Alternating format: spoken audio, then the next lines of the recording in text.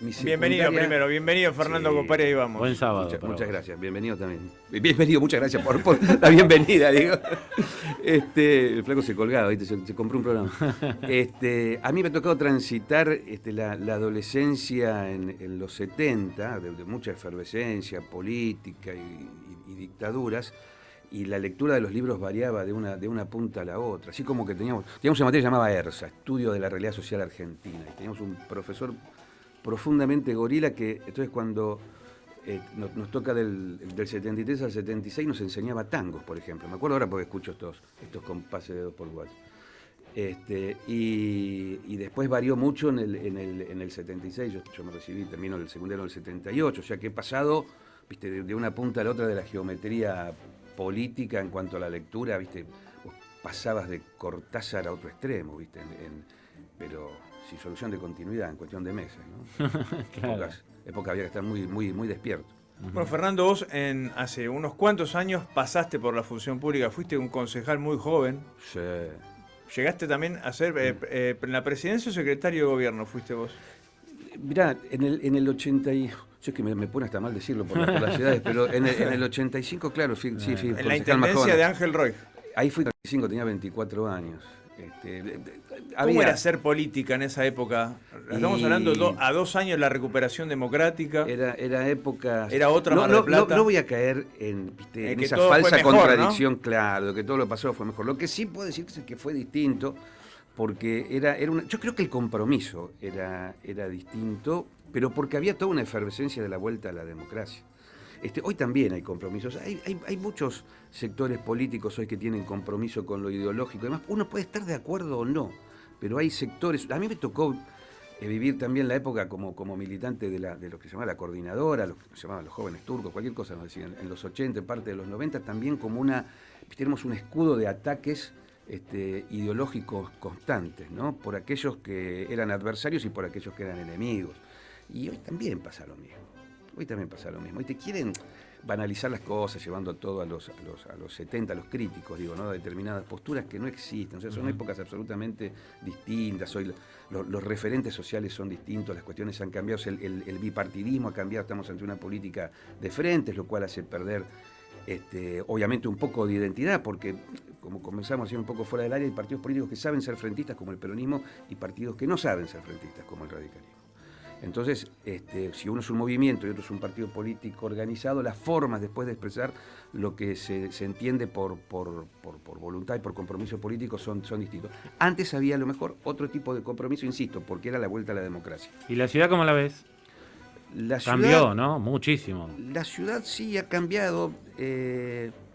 A ver, esta es una ciudad previsible, digamos, ¿no? En términos de elecciones. Porque es una ciudad donde se incorpora, partimos del hecho que la mitad o más de la mitad de los habitantes de Mar del Plata no son marplatenses. Mar del Plata. Entonces traen también toda una carga. Es una ciudad conservadora, es una ciudad difícil para entrarle, sobre todo al que viene de afuera, que después uno se puede ir acomodando de a poco. Yo siempre ponía un ejemplo que no ha cambiado. Digo, es una ciudad que tiene, qué sé yo, los centros de los que vienen de Maipú, de Ayacucho. Mi familia, por ejemplo, materna, que viene toda de Coronel Vidal. Y también tiene una que son de los originarios de Mar del Plata, sí, donde están los apellidos tradicionales. Yo no me imagino en Ayacucho diciendo tenemos el centro de ayacuchenses, porque si son todos de Ayacucho. Digo Ayacucho por nombrar alguno, sí, me acuerdo, qué sé yo, pero y de las es una ciudad muy particular, ¿no? Claro, sí, de las provincias, es muy cosmopolita y es una ciudad conservadora por los que son los originarios y también conservadora por aquellos que ingresan al grupo de decisión, por llamarlo de alguna manera, de la ciudad, ¿no? A ver, si yo fuera un analista extranjero y digo, pucha, Mar del Plata tanto tiempo gobernada por el socialismo, estamos ante una ciudad de izquierda. Y la verdad es que el socialismo nunca fue de izquierda en Mar del Plata. Y después, bueno, a mí me tocó ser concejal por el radicalismo. Abrazamos una idea allá por los 80. Sí, ese socialismo marplatense estaba más vinculado a un proceso como vecinalista, como un proceso político propio de la ciudad. Claro. ¿No? Muy anclado en los problemas locales que lo llevaron a a tener buenas intendencias y se apoyaba mucho en la gestión local, ¿no? Ha habido buenas intendencias del socialismo en los 60, con Lombardi. Bueno, Lombardo, digo, que se hizo mucha planificación, sobre todo en el tema de educación. Fue la última planificación seria que hubo en educación. A mí me tocó también compartir la gestión de Elio Aprile en una parte. Después nos tuvimos algunas pequeñas discusiones personales y, como diría Lelutier, fui atacado con todo éxito y se tenía que ir uno y fui yo, obviamente. Bueno, era docente él también, ¿no? Era docente, sí, de filosofía, sí.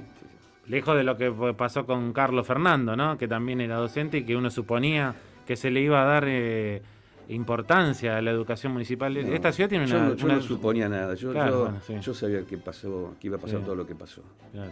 Sí, ahora estamos en una cuestión de expectativas, hay que ver qué pasa, qué sé yo. Es cuestión de que los referentes políticos se pongan de acuerdo en volver a discutir seriamente de política con propuestas claras, con bases ideológicas claras y que no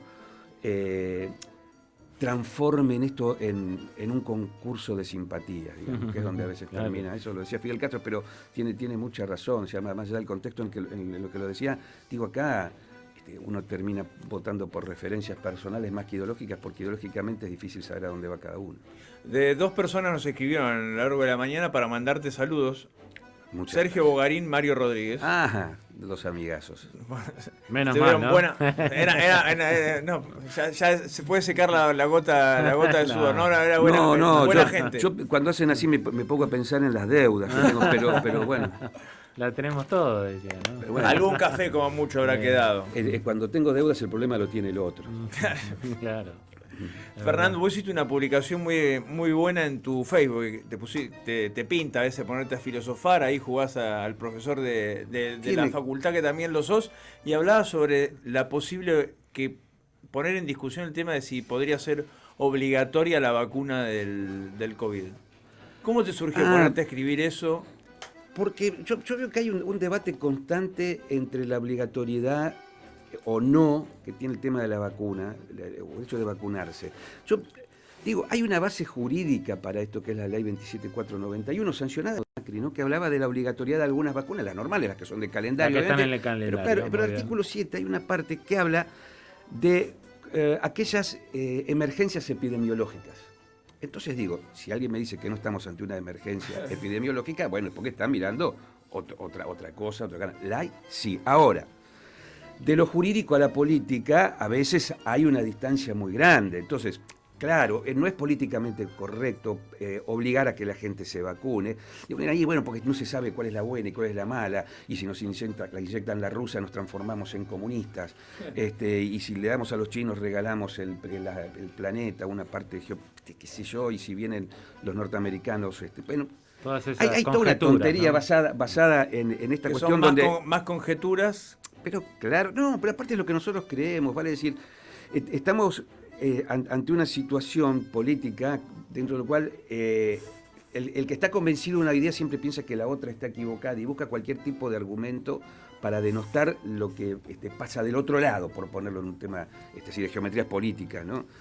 Y eso es un error. Y con esto pasa lo mismo. Claro que ese artículo 7 de la 27491 termina diciendo que esta obligatoriedad va a estar de acuerdo a los lineamientos que marque la autoridad de aplicación. La autoridad de aplicación es el Poder Ejecutivo a través de los organismos correspondientes. Y bueno, la verdad es que sería imposible ir a buscar a la gente a la casa, como decía un amigo, para obligarlos a que se vacunen. Ahora, te dicen, mire, si usted tiene un comercio y le pide la vacuna, puede tener un 20% más de aforo, con lo cual hay una inducción.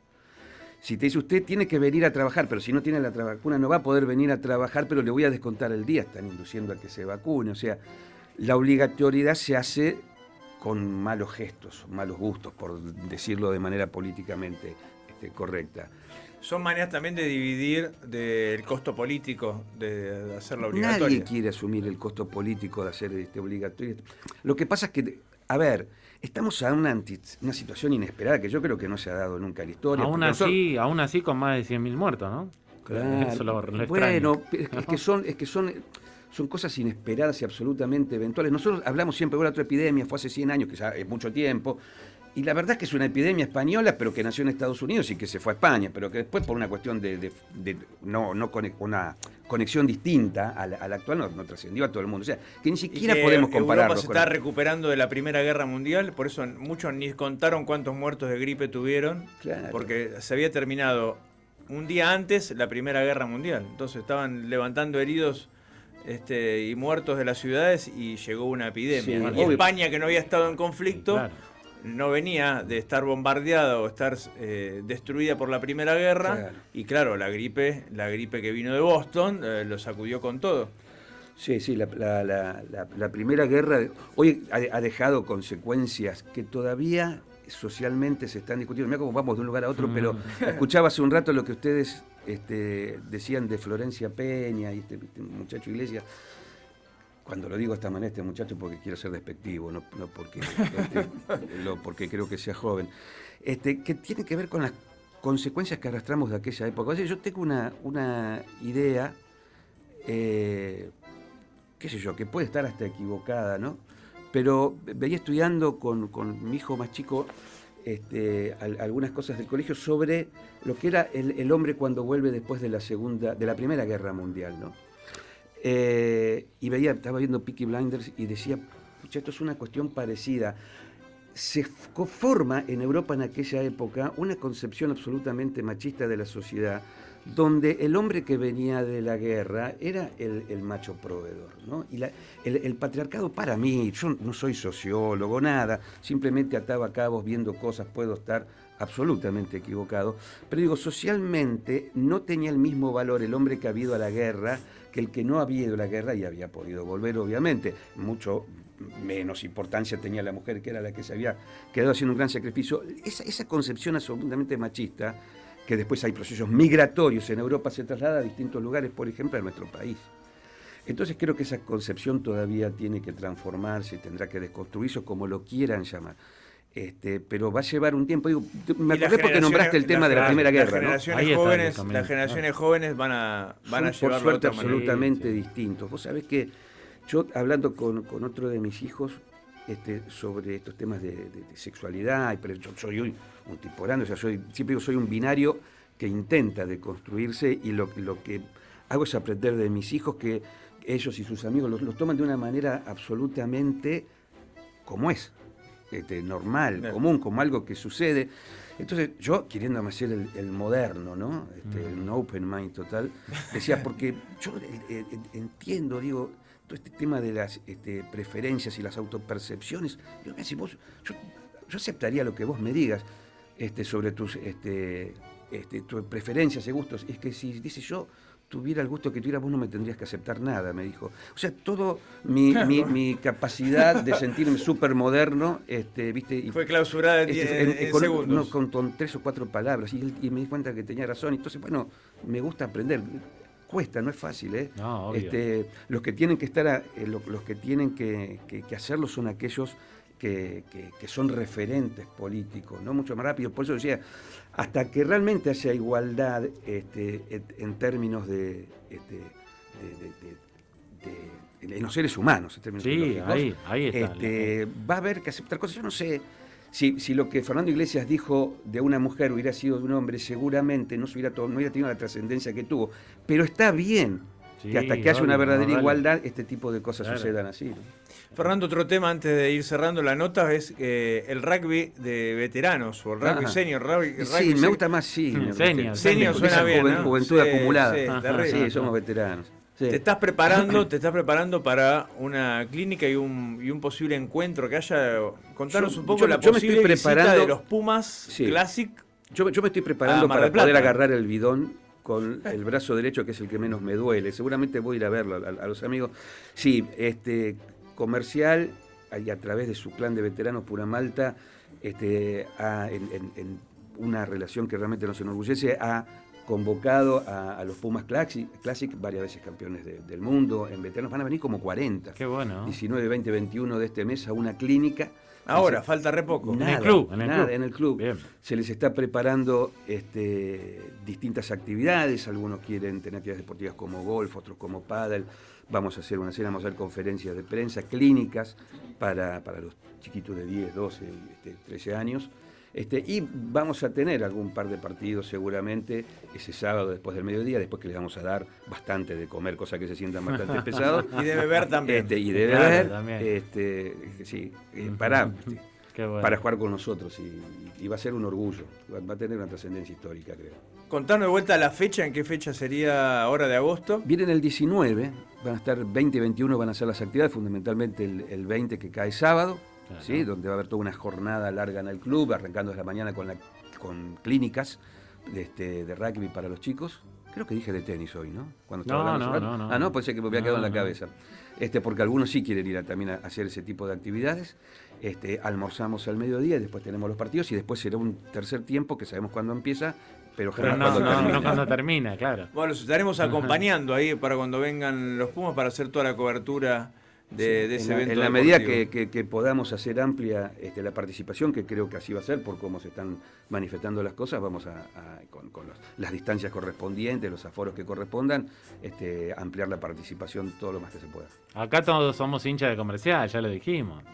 Pasaron varios del club, se nota, ¿no? Porque hablamos con muchos. Es un club muy amplio, es un club muy lindo, es un club con todos los sectores sociales, culturales, sectoriales, políticos. Tenemos unas peleas hermosas. Como todos los clubes pero nunca nos peleamos. De la ciudad y del país. Nosotros siempre hablamos en el programa y también se ve reflejado cuando pasa esto en los Juegos Olímpicos, ¿no? Sí. La palabra de los entrenadores. Todos estos chicos que hoy vemos recibir una medalla pasaron por un club, sí. Fueron parte de un club.